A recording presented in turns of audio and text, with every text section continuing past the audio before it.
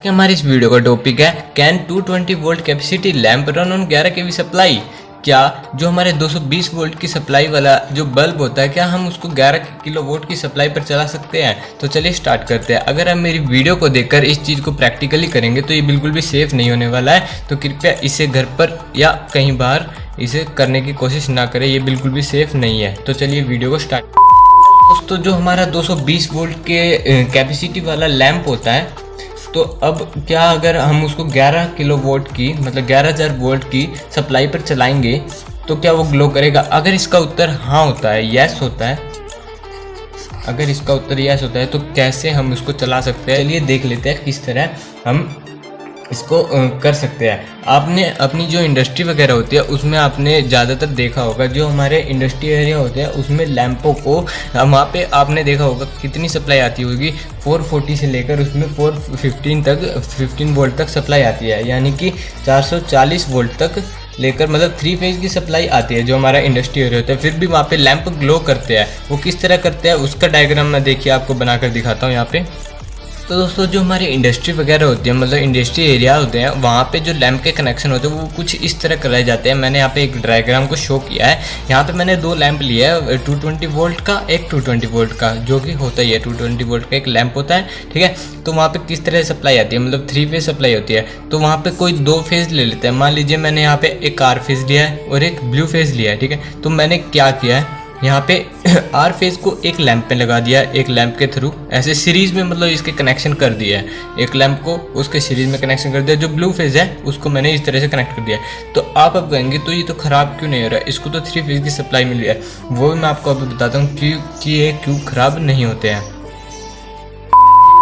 तो दोस्तों आपके मन में ज़रूर एक डाउट तो ज़रूर आता होगा, मतलब कि मैं आपको बताता हूँ, आपने अगर कहीं देखा हो, मतलब आप अगर घर पे भी ये चीज़ करके देखोगे, जो हमारा एक फेज़ होता है वो एक, जैसे मान लीजिए एक फेज़ है और एक हमारा न्यूट्रल है। जब हम एक यहाँ पे फेज़ वायर है और एक न्यूट्रल वायर है, अगर हम इन दोनों को शॉर्ट करते हैं आपस में तो यहाँ पे एक शॉर्ट सर्किट होता है, ठीक है।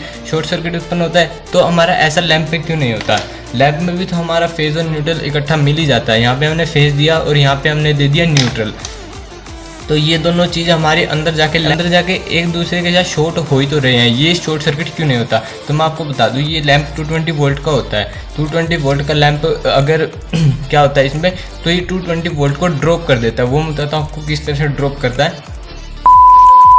अगर आप दिवाली में लड़ी वगैरह घर पर लगाते हो तो आपने ज़रूर एक बात तो नोटिस करी होगी, जो हमारे एलईडी होती है छोटी छोटी, वो 220 वोल्ट पर वर्क करती है। वो किस तरह वर्क करती है, मान लीजिए ये हमारी एलईडी की स्ट्रिप होती है, मतलब जो एलईडी की लड़ी होती है वो उसमें एलईडी इस तरह से लगाई जाती है। ये ऐसे सीरीज़ में लगी होती है, मतलब बहुत सारी लड़ी में ऐसे सीरीज़ में लगी होती है और हम उसको 220 वोल्ट ही देते हैं मिनिमम, ठीक है। मान लीजिए मैंने यहाँ पे फेज़ दिया और यहाँ पे न्यूट्रल दिया। ये हमारा फेज़ वायर है और ये हमारा हो गया है न्यूट्रल वायर, ठीक है। तो मैंने यहाँ पे फेज़ न्यूट्रल दे दिया और जो हमारी एलईडी होती है वो ग्लो कर जाती है और ख़राब भी नहीं होती है। वो क्यों होता है, क्योंकि जो ये हमारा एलईडी होती है ये मिनिमम 2 to 5 वोल्ट की एलईडी होती है, छोटी छोटी एलईडी होती है। पर ये डीसी पे अगर आप इसको अकेली चलाओगे, मतलब इसको निकाल के अकेले चलाओगे तो 220 पे नहीं चलेगी, क्योंकि ये ख़राब हो सकती है।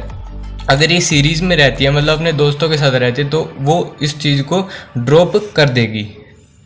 मेरा ड्रॉप से ये मतलब है, जो हमारे 5 वोल्ट की एलईडी है तो ये 5 वोल्ट अगर इसके अंदर कोई सप्लाई आ रहा है तो ये उस 5 वोल्ट कैपेसिटी को ड्रॉप कर देगी, मतलब पीछे फेंक देगी यूँ मान लीजिए, और वो लैंप ग्लो हो जाएगा। तो ये अगली भी 5 वोल्ट की एलईडी है तो ये भी 5 वोल्ट को ड्रॉप करेगी। अगली 5 वोल्ट की एलईडी है, ये भी 5 वोल्ट को ड्रॉप कर देगी। ऐसे ड्रॉप करते करते 220 वोल्ट को भी ड्रॉप कर देती है, जिससे क्या होता है हमारी पूरी एलईडी स्ट्रिप जल जाती है। वही सिस्टम क्या होता है हमारे इंडस्ट्री एरिया में होता है। जो हमारा आर और बी फेज होता है ये हम इस तरह से सीरीज में कनेक्शन करते हैं 2 लैंप्स के, ताकि हमारा जो वोल्टेज है वो ड्रॉप हो जाए, मतलब जो हमारी 440 की वोल्ट की सप्लाई आती है वो ड्रॉप हो जाए। ये जो एक लैंप है ये 220 वोल्ट को ड्रॉप करेगा और ये दूसरा लैंप है ये भी 220 वोल्ट को ड्रॉप करेगा, जिससे हमें कोई मतलब शॉर्ट सर्किट भी नहीं होगा और हमारे लैंप भी आसानी से ग्लो कर जाएंगे।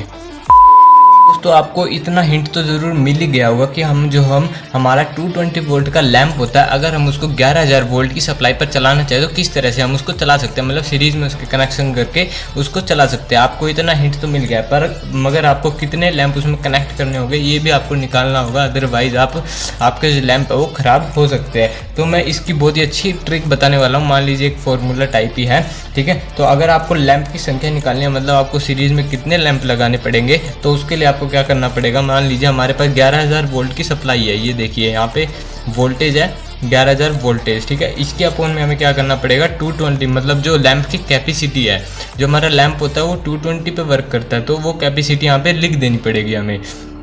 अब हम क्या करेंगे, इसको डिवाइड कर देंगे इससे, तो 0 से 0 कैंसिल हो जाएगी और इसको काट के हमारा आंसर आ जाएगा 50 लैंप।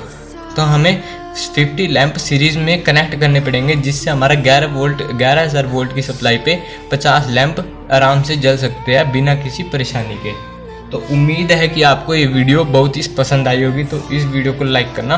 Thank you.